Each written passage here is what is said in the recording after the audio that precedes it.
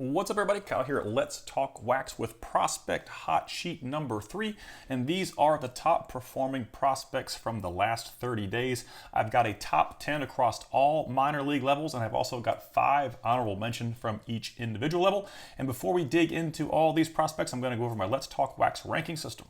Here's a quick look. You can see on the other slide, you're going to see an LTWR. That's a Let's Talk Wax rank.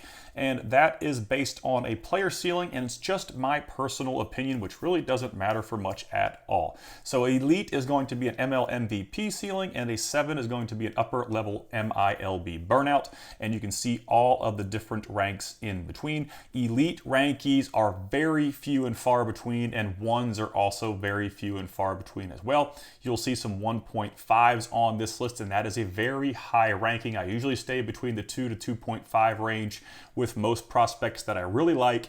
3s are even some prospects I like, and 3.5s as well. As we get to the 4s, 5s, and 6s, those are prospects that I don't have a whole lot of stock in. But that's the Let's Talk Wax ranking system in a gist. We're going to kick this thing off with 6 through 10, the back half of the top 10 prospects across all minor league levels. I'll get into honorable mentions next, and then our top 5 across all minor league levels. Emil Morales, 18.8, Los Angeles Dodgers shortstop, maybe third base prospect, playing in the complex league, hitting .317 with a .201 ISO this season, had 3 homers, 9 doubles, and 15 RBIs. He's produced in the lower minors, albeit some awful underlying K data. That's the thing that scares me with Morales. The swing strike percentage, the K percentages, not where I'd like to see them at the complex level, but he is still very young at 18.8, so a bit of risk there with Morales. Lisbel Diaz, 19.9, San Francisco Giants outfielder in low A, had 3 home runs, 9 doubles, and 18 RBIs. He's tied for the most stolen bases on this list. He's a low A repeater, which doesn't always work for me. Sometimes players do repeat the DSL in the low A and complex league. It's usually not a good sign, but sometimes it does work out in the favor. Maybe it's an injury or some other issue, but repeaters usually don't pan out to be great players. He hits for some average, but only has average power and doesn't take walks, so there's really no outlying tool here, no real great tool besides the speed, and it is not plus plus. So a lot of improvement here for Diaz. He's still kind of young. We'll have to see which journey he takes outside of low A. When prospects get promoted to high A and double A, a lot of things tend to change. Robert Calais was on the ice cold list on the last hot sheet, but he is back. 19.6, Colorado Rockies outfielder, very athletic dude, 4 home runs, 5 doubles, and 16 RBIs, pumping his season ISO up to 199 with a .277 batting average. He did miss time with an injury, and he's finally starting to heat up a little bit. The K data isn't great here. It's not quite as bad as Morales, but the swing strike percentage is a little bit alarming, especially at the low A level. But he is out of 2024 Bowman Chrome. He's a Let's Talk Wax rank of 2.5. Number 3 in the Colorado Rockies organization, which isn't saying much, but his cards are down to around $20. Eric Batanti playing strictly first base right now. Milwaukee Brewers, 19.6 in low A, had 5 homers, 5 doubles, and 19 RBIs, bringing his season ISO to 201 with 13 home runs. Some pretty good power output, but you can see here the highest K percentage on this list. He's K prone, but he does have some juice, and he's kind of fitting into that slugger prototype that I talk about sometimes. Guys that are destined for first base defensively, guys that strike out quite a bit, but they have big juice. So some of those guys are very high risk. They're going to have to make it to the next level and be a Nick Kurtz-esque bat to get a lot of hype. He is not a top 100 prospect. He's number 11 in the org.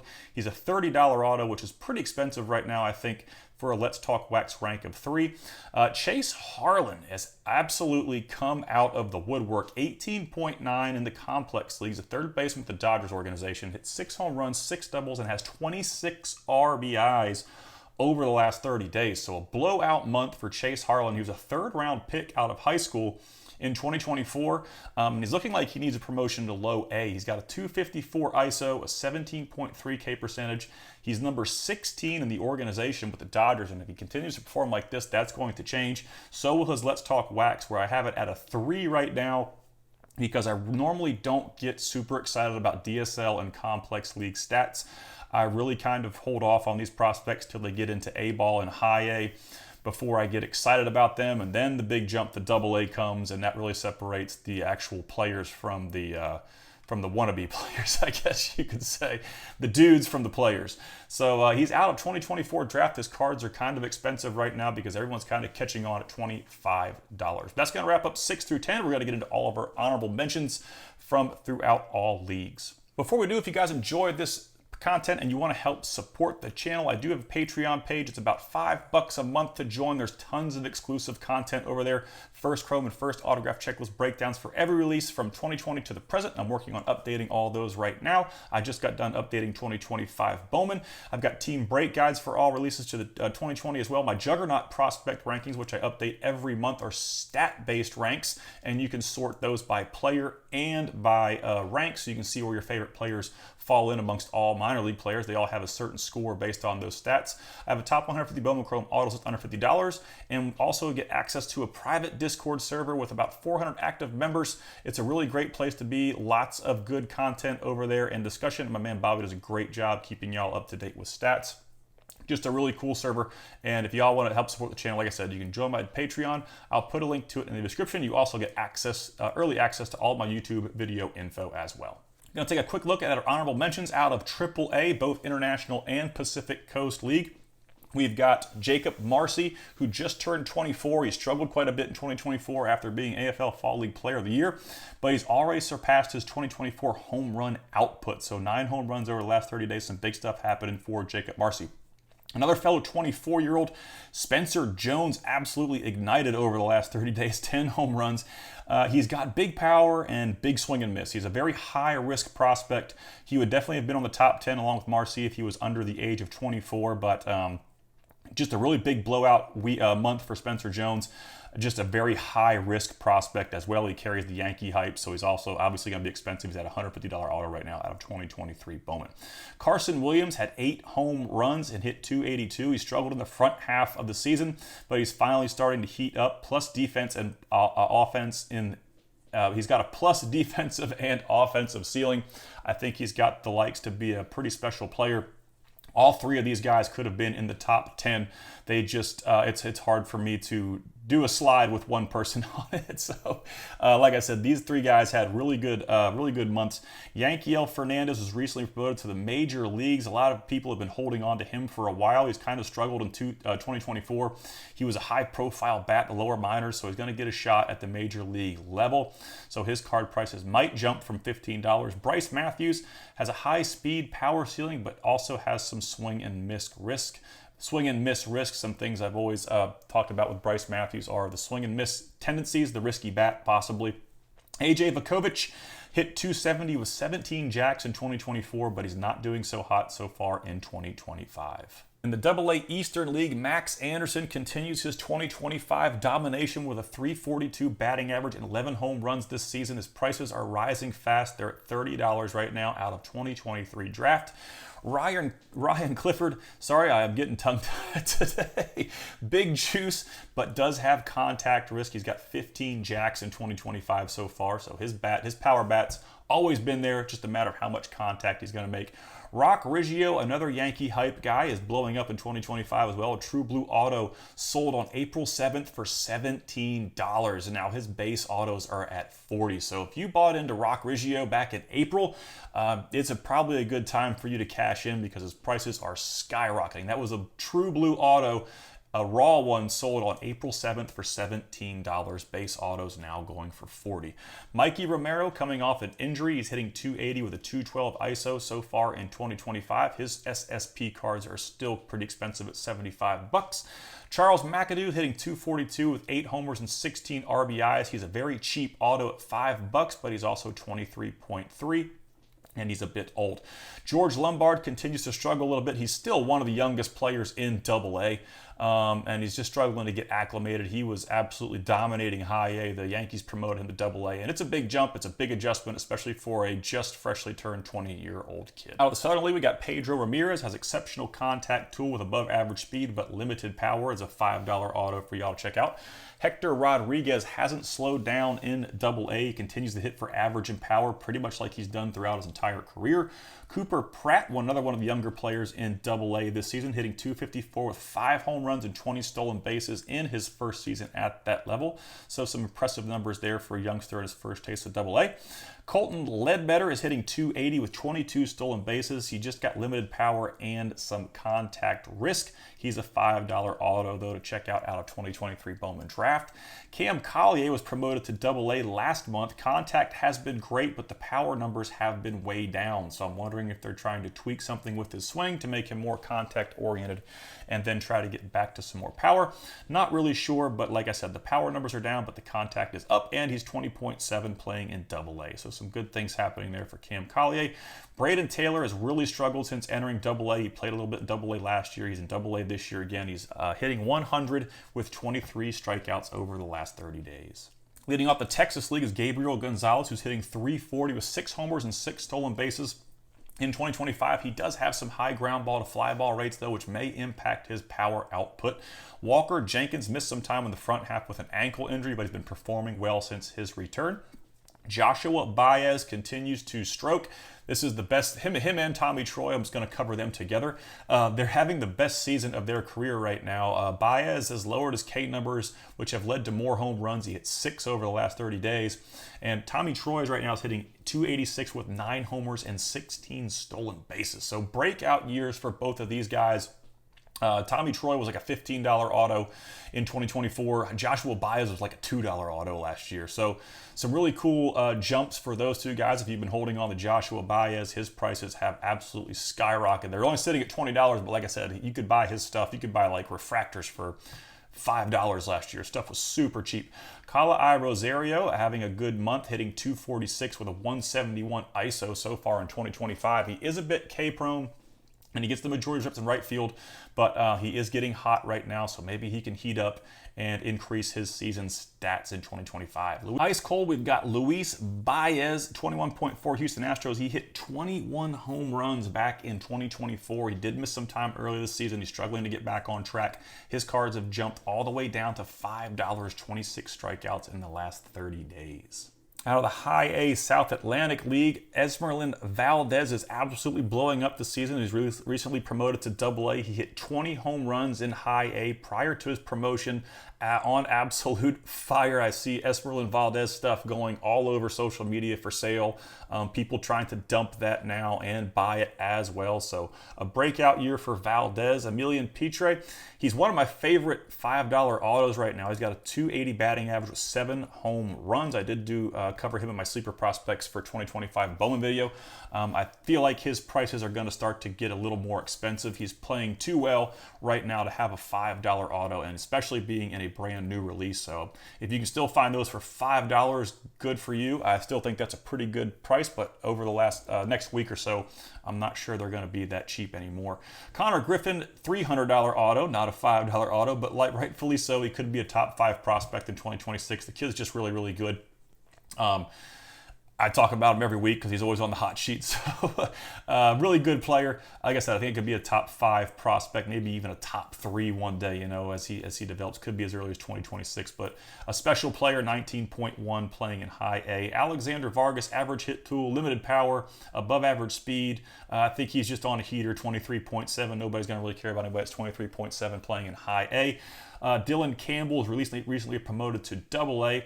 Traded to the Phillies. Solid speed, power. He's hitting .229. Had 3 home runs, 8 doubles. And he's a $5 auto as well. He's just a little bit old, so maybe you got to check out on the cheap. Miguel Blyce hitting .240 with 11 home runs and 18 home runs in 2025. So his power production down a little bit. He's got 16 strikeouts. This is a player that everyone's been kind of waiting on to blow up, but he just hasn't done it yet. He's in High A. Like I said, he had 11 home runs, and this season with a .240 batting average, and he had 18 in 2025. So he's pretty much on the same track that he's been.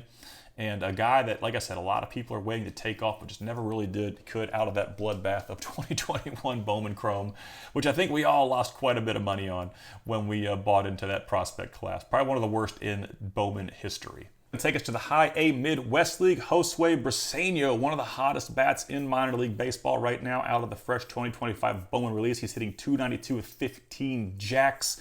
Definitely a guy who's been on a heater this year. Wilfredo Antunez, odd K data, but has solid production across 2 seasons, and he is a bit old for High A at 23.1. Alfonso Rosario was traded to Cleveland. He's hitting .275 with 13 home runs in 2025, but is a bit K prone. Nate Nankill, great contact hitter, limited power output, does play for the Oakland Athletics, or I guess I shouldn't say Oakland anymore, I should say just the Athletics, but I've been watching baseball too long to adjust to that on the fly. Nate Nankill, sleeper prospect for $5, but like I said, not going to have probably much power development.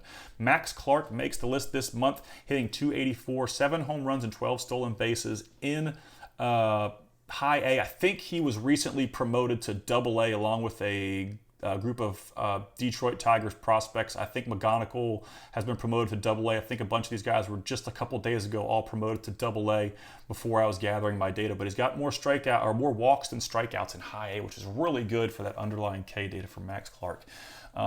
Jason Chourio, a shoulder injury in the middle of the season. His lowest prices I've ever seen for this guy, they were around like $45-50 last year. I did sell a couple of Jason Chourios, but kind of out of sight, out of mind, and struggling to get back on track. So if you believe in the guy, maybe a good time to buy in. Like I said, the lowest prices I've seen for Jason Chourio, as he is on a bit of a cold streak. In the Northwest League, we got Colt Emerson hitting .263 with 7 home runs in 2025. Some of the best underlying K data in minor league baseball. Really like Colt Emerson. And I think that there are big things to come with him, especially with the underlying K data. James Tibbs is traded to Boston and promoted to Double A. He's off to a hot start this year so far. Jared Thomas was also recently promoted to Double A. He was lights out in High A, but he does play for the Rockies, and those prospects rarely pan out in that organization. They don't do a very good job of developing much of anything over there. Sean Keys, my former Bucknell player, power over average right now. He's hitting .223, but he does have 9 home runs and great K data. So anybody with great K data and big power is always interesting, especially at the $5 mark. Ryan Waldschmidt was recently promoted to Double A after hitting .286, and he's hitting, .286 across 49 plate appearances at that level. So doing pretty well and adjusting pretty quickly to that. Arjun Namala, I've always talked about Namala being a guy who's going to have high highs and low lows just with the swing and miss he has. Struggling right now, 25 strikeouts and 2 homers across the last 30 days, hitting $172. He's hitting .246 with 11 home runs in 2025, though, so there is some power there. But like I said, when he's cold, he's going to be cold. When he's hot, he's going to be hot. Braylon Payne leads off the Carolina League. He's a young and K-prone so far, but he's got above average speed and a risky hit tool, so a little bit of an interesting prospect, especially for the price at $30. He's hit 3 home runs and 2 triples and 7 RBIs over the last 30 days. Yancel Villarreal, hitting .250 with 4 homers, similar stats in 2024. There's not a whole lot going on there. He's a $5 auto 25 Bowman. Theo Gillen, his prices are really starting to take off, hitting .281 with 5 homers and 28 stolen bases in Low A this year. Christian Vaquero, maybe time to sell all of those autos you've been holding on to because it's taken him about 3 years to get hot, and he had a hot streak, 2 home runs, 3 triples, 3 doubles, and 11 RBIs. His cards are up to $5. They may jump to 10 after this hot sheet. Who knows? But it may be a great time to sell all the Vaqueros that you paid $200 for 2 years ago. Jesus Made, he's a young uber prospect with a huge ceiling. One of the most sought after autos in 2025 Bowman. So we're going to have to see what happens with him as he continues to climb the ladder in the level area. If he gets to High A, he's only 18.1. So super young, super athletic, super high ceiling. Like I said, uber prospect out of 2025 Bowman. Yolene Cespedes, based on underlying K data, Cespedes has some bad chase issues, which are leading to some underperforming numbers over the last month. 22 strikeouts, hitting $167. Florida State League, we got Yohairo Cuevas, this 3rd consecutive year in a row in Low A, so I'm not going to spend a lot of time there. 21.8 and a tripling up on Low A. Fran Yerber Montilla, he's also a Low A repeater, plus speed, but no juice. These are all $5 autos. The Florida State League was not popping this month. Bernard Moon hits for some average, but no juice, and he's got high ground ball to fly ball rate, so there's your reasoning behind no juice. Christian Santana is the reason I no longer put stock in DSL stats. I bought a bunch of Santana Santana years ago based on his DSL numbers, and I lost out terribly on that gamble. So that's why, along with a litany of other prospects, I don't really put a lot of stock in DSL and complex league stats. I wait till they get to low A, even probably put more stock in high A, double A than I do low A for sure. S. Smith Pineda, another $5 auto, another low A repeater with some minor K issues, but all these guys did have successful months in the last 30 days. A guy who I didn't expect to be on the ice cold list, Eduardo Taiit, is hitting .257 with 11 home runs this year, and that's after having a pretty rough 195 batting average last 30 days. But he did hit 2 home runs, 4 doubles, but punching out quite a bit. So maybe he can heat back up, but even after the bad month, he's still hitting well. .257, like I said, 11 home runs. He's 18.9 playing in low A, so not even 19 yet. California League, we got Lamar King Jr. as above average hit tool, growing into some more power, but still below average power. It's not great power, like I said, it's still below average power, even though he's got an above average hit tool. Felon and Celestin hitting .291 with 4 home runs and 16 stolen bases and 300 plate appearances. Another one of the top prospects out of 2023 Chrome. His cards are actually down to $60 right now. Dakota Jordan hitting .303 with 7 home runs and 27 stolen bases. He definitely needs a promotion out of low A. He's getting a bit old for that level. We'll see what he can do in high A. His cards are actually getting kind of expensive at $25. Jerron Elkins, plus speed and plus K percentage, and not in a good way. So don't like guys who strike out too much, and Jerron Elkins is looking like one of those. Pedro Pineda, I remember when his base autos were $80. He's in that same that 2021 Bowman Chrome bloodbath that Christian Santana was in. That was one of the worst releases of all-time Bowman history, but like I said, if you stacked up on those Pedro Pineda autos, now's the time to sell. He hit 6 home runs over the last 30 days, regardless of the fact that he was 21.9 and is still in low A. Myro Shendrick Martinez was promoted to high A after being awful in low A. If you can explain that one to me, please do in the comments. Last before our top 5, we're going to go into the complex league. Jaden Fielder is old for the level, but it's his first season of pro ball, so we can't really knock him. The K data isn't promising, but he did produce over the last 30 days. JD Dix has a plus hit tool with some speed, but the power hasn't quite shown up yet. He's a smaller built kid. We'll see what happens with that, because it's definitely going to determine his ceiling. Johnny Lavelle, really starting to like this guy. I want to see some low A data. I want him to get out of the complex league so we can see what he's all about in low A, but he's 18.3. And his stuff is starting to rise. People are starting to look for him. The numbers aren't lying, and he's becoming a little bit popular. So I'm thinking his stuff might jump up, especially if he gets promoted and performs well in low A. Tyson Lewis, the underlying data isn't great. The K percentage, the swinging strike percentage, ground ball to fly ball, but he's still producing, which is wild. So you can't deny these guys that sometimes the data does lie. But Hayden Alvarez, another guy who's getting kind of high right now, hitting .353 with great K data, but he doesn't have a whole lot of power. So the power will determine his ceiling. And ice cold in the complex league, we have not Juan Soto, but Elian Soto. Nothing like his brother so far. 15 strikeouts and batting .104 across the last 30 days. All right, it's now time for our top 5, led by Kevin McGonigal, who is basically Jacob Wilson with a little bit more power showing up in 2025. He's hitting .358.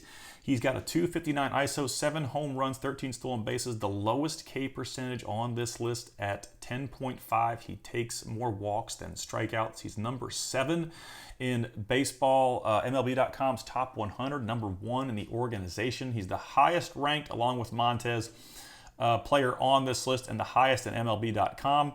His cards are really starting to rocket up in price. He was recently promoted to Double A, I think, 2 days ago. So just a really special player. And like I said, he kind of reminds me of Jacob Wilson type with a little bit more power. So we'll see what happens with McGonigal in Double A. He's only 6 plate appearances in right now.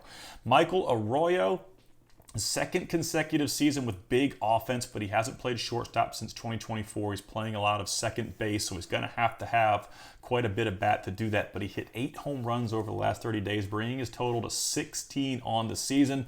Only 5 shy of the leader, Lazaro Montez. He's got really good K data for his power. He's back on the top 100, MLB.com at 65. Organizationally, he's still number 6, but the Seattle system is absolutely stacked.